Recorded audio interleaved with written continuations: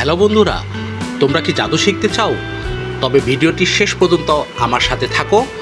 ভিডিওটির শেষে তোমাদের আমি একটি জাদু শিখাবো, যা সহজে তোমরা করতে পারবে।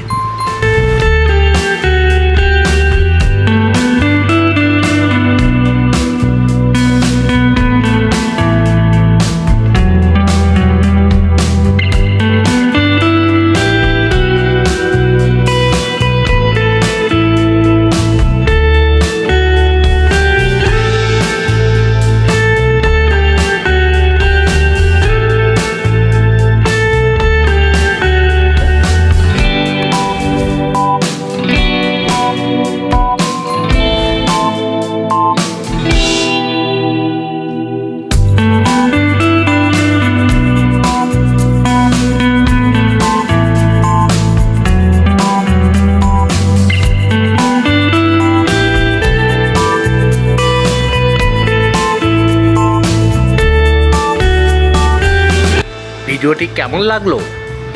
এবার এসো, তোমাদেরকে জাদু শিখাই। ভালো করে লক্ষ্য করে দেখো, তা না হলে কিন্তু জাদু শিখতে পারবে না।